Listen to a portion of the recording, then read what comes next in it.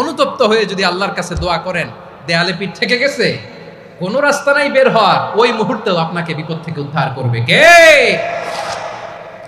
বিশ্বনবী চরম বিপদে পড়লে দুটা দোয়া পড়তেন। প্রথম হলো এটা, লা ইলাহা ইল্লা আনতা সুবহানাকা ইন্নী কুনতু মিনাল যালিমিন। এই দোয়াটা আমরা বেশি বেশি পড়ব প্রিয় ভাই। রাজি আছেন?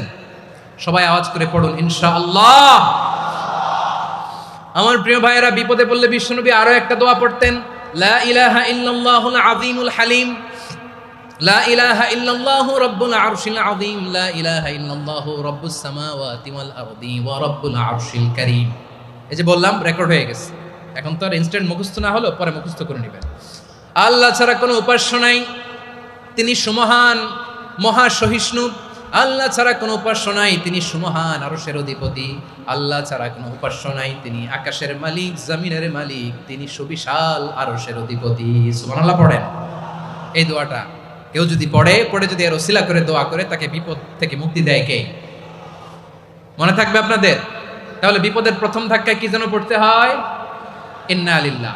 তারপরে কি বলে আল্লাহর কাছে নিজেকে সঁপে দিতে হয়? দেয়ালে পিঠ থেকে গেলে লা ইলাহা ইল্লা আনতা সুবহানাকা ইন্নী কুনতু মিনাজ জালিমিন।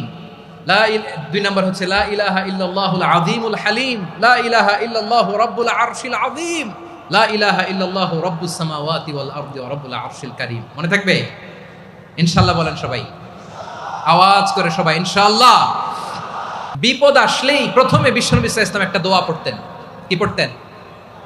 তিনি পড়তেন ইন্না লিল্লাহি ওয়া ইন্না ইলাইহি রাজিউন। নিশ্চয় আমরা আল্লাহর জন্য, নিশ্চয় আমরা কার দিকে ফিরবো ভাই? আবার কার দিকে ফিরবো? আওয়াজ করে বলুন তো, আমরা এসেছি কার কাছ থেকে, আবারও ফিরে যাব কার কাছে? এজন্য বিশ্বনবী পড়ছেন ইন্না লিল্লাহি ওয়া ইন্না ইলাইহি রাজিউন। নিশ্চয় আল্লাহর জন্য, ওই আল্লাহর দিকেই আমরা ফিরে যাব। তারপরে বিশ্বনবী পড়তেন আল্লাহুম্মা আজুরনি ফি মুসিবাতি ওয়াখলুফ লি খায়রাম মিনহা। একসাথে প্রথমে পড়তেন ইন্না লিল্লাহি ওয়া ইন্না ইলাইহি রাজিউন, তারপর পড়তেন আল্লাহুম্মা আজুরনি ফি মুসিবাতি ওয়াখলুফ লি খায়রাম মিনহা। মানে আল্লাহ, এই যে আমি বিপদে ধৈর্য ধারণ করলাম, এটার সব তুমি আমারে দাও, আর যেটা হারালাম এর চেয়ে ভালো কিছু দিয়ে মেকআপ করে দিও, ভালো কিছু দিয়ে বদল করে দিও। সুবহানাল্লাহ পড়েন। তাহলে বিপদ আসলে আমরা কি পড়ব? কথা বলেন।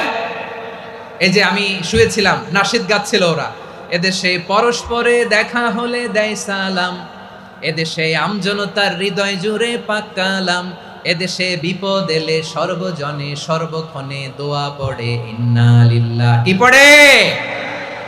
সুবহানাল্লাহ সুবহানাল্লাহ সুবহানাল্লাহ সুবহানাল্লাহ। এদেশে আজান শুনে সূর্য ওঠে শহর গ্রামে, এদেশে আজান শুনে সূর্য ডুবে সন্ধ্যা নামে, এদেশে সকল কাজে সবাই বলে বিসমিল্লাহ, এদেশে ভালো কিছু দেখে শুনে হাসি মুখে সবাই বলে মাশাআল্লাহ। সুবহানাল্লাহ পড়েন।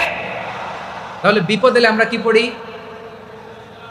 কথা বুঝলে সবাই উত্তর দিতে হবে। বিপদ এলে কি পড়ি? তাহলে বিপদ এলেই আমরা এখন থেকে ইন্না লিল্লাহ পড়বো, নাকি হাই হুতাশ করবেন? একদল আছে হাই হুতাশ করে, হায় আল্লাহ রে মোর কি হইল রে, মই কি হরমু রে, মই কমবে জামু রে, আছে না নাই? এরকম বিলাপ করতে নিষেধ করেছেন বিশ্বনবী। কি করব, কই যাব, কি হবে, হায় হায়, এরকম হাহুতাশ আছে না নাই? বিশ্বাসীরা হাহুতাশ করে না, তারা ইন্না লিল্লাহ পড়ে। কি পড়ে? মনে থাকবে? আমরা পড়বো ইন্না লিল্লাহি ওয়া ইন্না ইলাইহি রাজিউন। নিশ্চয়ই আমরা আল্লাহর জন্য, আমরা আল্লাহর দিকেই ফিরে যাব। এরপর পড়বো আল্লাহুম্মা আজুরনি ফি মুসিবাতি ওয়াখলুফ লি খায়রাম মিনহা। আল্লাহ, আমি যে বিপদে ধৈর্য ধারণ করলাম এটার সওয়াব দিও, আর যা হারালাম তার চেয়ে ভালো কিছু দিয়ে বদল করে দিও। সুবহানাল্লাহ পড়েন। বিশ্বনবীর হাদিস শুনলেন উম্মে সালামা রাদিয়াল্লাহু তাআলা আনহা।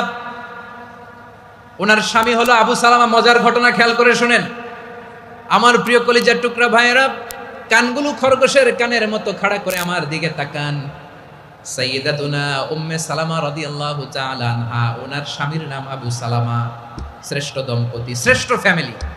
প্রথমে হিজরত করেছিলেন হাবাসায়, পরে হিজরত করেছেন মদিনায়। উহুদ যুদ্ধের পরে ওনার স্বামী আবু সালামা ইন্তেকাল করলো, শহীদ হলো। সুবহানাল্লাহ পড়েন। যখন আবু সালামা ইন্তেকাল করল, উম্মে সালামা রাদিয়াল্লাহু তাআলা আনহা কেঁদে কেঁদে হয়রান। আর নবীর শিখানো বাণী অনুযায়ী তিনি বারবার পড়ছিলেন ইন্না লিল্লাহ। কি পড়ছিলেন? জামু কি হরমু এগুলো বলে নেই, কি বলছে? ইন্না লিল্লাহ।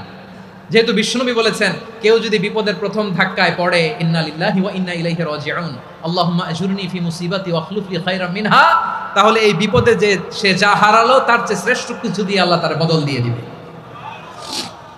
এই হাদিস শুনে উম্মে সালামা রাদিয়াল্লাহু তাআলা আনহা ওনার প্রাণ প্রিয় স্বামী আবু সালামার ইন্তেকালের পরে চোখের পানি ছাড়ে আর পড়ে ইন্না লিল্লাহি ওয়া ইন্না ইলাইহি রাজিউন আল্লাহুম্মা আজুরনি ফি মুসিবাতি ওয়া আখলুফনি খায়রাম মিনহা।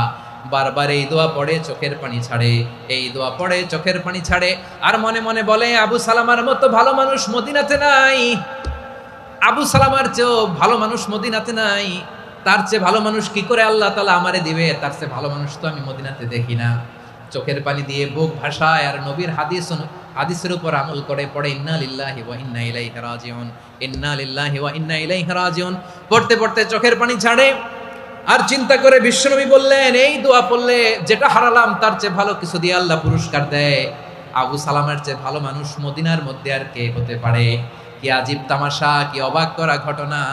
কিছুদিন পরে দেখা গেল সাইয়্যিদুল মুরসালিন রাহমাতাল লিল আলামিন স্বয়ং বিশ্ব নবী উম্মে সালামাকে বিয়ের প্রস্তাব পাঠিয়েছে। স্বয়ং বিশ্ব নবী উম্মে সালামা রাদিয়াল্লাহু তাআলা আনহাকে বিয়ের প্রস্তাব পাঠিয়েছেন। উনি রাজি হয়ে গেলেন, বিয়ে হয়ে গেল, উনি হয়ে গেলেন উম্মুল মুমিনিন, আমাদের মা, পুরো মুসলিম উম্মার মা। চিৎকার করে বলেন আল্লাহু আকবার। তাহলে আমার প্রাণপ্রিয় ভাইয়েরা, বিপদে পড়লে আমরা পড়বো ইন্না লিল্লাহি ওয়া ইন্না ইলাইহি রাজিউন আল্লাহুম্মা আজুরনি ফি মুসিবাতি ওয়া আখলুফ লি খায়রাম মিনহা। পড়বেন? পড়বেন না? যারা যারা বিপদ আসলে এই দোয়াটা পড়বেন এখন থেকে আওয়াজ করে ইনশাআল্লাহ বলেন। যা হারাইছেন তার চেয়ে শ্রেষ্ঠ জিনিস দিয়ে বদলা দিবে কে? বিশ্বাস হয়? একটু সন্দেহ লাগে মনে হয়, একটু সন্দেহ আছে? যাদের বিশ্বাস হবে তাদের কি আল্লাহ উত্তম বদলা দিবে, ঠিক কিনা বলেন? তাহলে বিপদে পড়লেই প্রথমে আমরা এটা পড়ব। দোয়াগুলো যদি এখন মুখস্থ না হয়, এই যে রেকর্ডিং হচ্ছে, পেয়ে যাবেন, কালকেই পেয়ে যাবেন। শুনে শুনে মুখস্থ করবেন। আমার মায়েরা, আমার বোনেরা, আপনাদের জন্য 3টি মাঠের অ্যারেঞ্জমেন্ট করা হয়েছে, আমি জানি। আপনারাও এই দোয়াগুলো পড়বেন, আপনার স্বামীকে শেখাবেন, সন্তানকে শেখাবেন, আপনার পুরো পরিবারটাকে জান্নাতের টুকরো বানিয়ে দিবে কে? তাহলে বিপদ আসলে প্রথমে কি পড়তে হবে এটা জেনে গেলাম। এরপরে বিপদ আসলে নিজেকে কি করে আল্লাহর কাছে সঁপে দিতে হয় এটাও জানার দরকার আছে না নাই? বিপদে প্রথমে ইন্না লিল্লাহ পড়লাম, ধৈর্য ধারণ করলাম, বিপদ থেকে উদ্ধারের সর্বোচ্চ চেষ্টা করলাম। আমার কাজ যখন শেষ তখন আমি আমার এই বিষয়টা আল্লাহর কাছে সঁপে দিব। কার কাছে সোপর্দ করব? কার কাছে? বিপদে বললে কেমন করে নিজেকে আল্লাহর কাছে সঁপে দিতে হয় আসুন সাইয়েদনা ইব্রাহিম আলাইহিস সালামের জীবনী থেকে জানি। আল্লাহর খলিল ইব্রাহিম আলাইহিস সালাম আমাদের মতো সমাজ ব্যবস্থা পায় নাই। আমরা জন্মের পরে আমাদের কানের ভেতরে আজান দিয়েছে কে?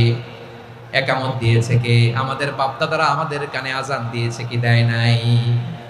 আমাদের জন্মের পরেই তো আজান, একামত, বাড়ির পাশে মসজিদ, প্রতিদিন আজান, জুমার খুতবা, প্রতি মাসে মাসে তাফসিরুল কোরআন মাহফিল, মসজিদ, মিনারা, অভাব নাই, ঠিক কিনা বলে? আপনি যেই সুন্দর ইসলামিক এনভায়রনমেন্ট পেয়েছেন, আমাদের ইব্রাহিম খলিল উনিও কি এরকম পেয়েছিলেন? হ্যাঁ, উনি জন্মের পর পরে ওনার কানে আজান দিয়েছে কেউ? আমার প্রিয় ভাইরা, আগা গোড়া একটা শিরকি পরিবেশ উনি জন্মগ্রহণ করেছেন।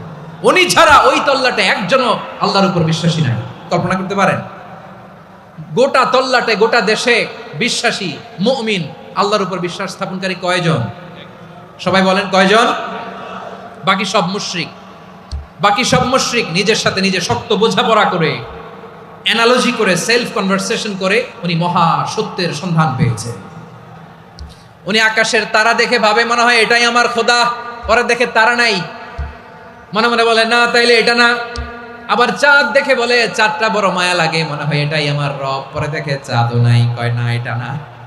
এরপরে দ্বীপ প্রহরের জলজলে সূর্যটা খাঁ খাঁ করে গোটা পৃথিবীটারে রৌদ্র দিয়ে তাতিয়ে রাখে। তিনি ভাবলেন মনে হয় এটাই আমার রব, কারণ এটাই তো সবচেয়ে বড়। কিন্তু বিকেল বেলা ওই সূর্যটাও যখন চলে যায়, সাইয়েদনা ইব্রাহিম বলে না এটাও তো নাই, আমার খোদা যদি আমারে ছেড়ে চলে যায়, বিপদে পড়লে আমারে উদ্ধার করবে কে? এভাবে নিজের সাথে অ্যানালজি, সেলফ কনভারসেশন করতে করতে করতে তিনি মহা সত্যের সন্ধান পেয়েছেন। সুবহানাল্লাহ পড়েন। সব শেষে তিনি ডিসিশন নিয়ে ঘোষণা দিলেন, ইন্নী ওয়াজ্জাহাতু ওয়াজহিয়া লিল্লাযী ফাতারাস সামাওয়াতি ওয়াল আরদা হানিফান ওয়া মা আনা মিনাল মুশরিকিন। নিশ্চয় আমি এমন সত্তার দিকে মনোনিবেশ করলাম, মুখাপেক্ষী হলাম, যিনি আকাশ বানিয়েছেন, জমিন বানিয়েছেন, আমি মুশরিক নই। সুবহানাল্লাহ। পারতেন, আপনি পারতেন? কেউ নাই, লক্ষ লক্ষ মুশরিক, আপনি একা। ওনার মতো এরকম বিচক্ষণতা দিয়ে আল্লাহরে খুঁজে পাইতে পারতেন আপনি? কি নবী ছিল, আল্লাহকে খুঁজে পেয়েছে।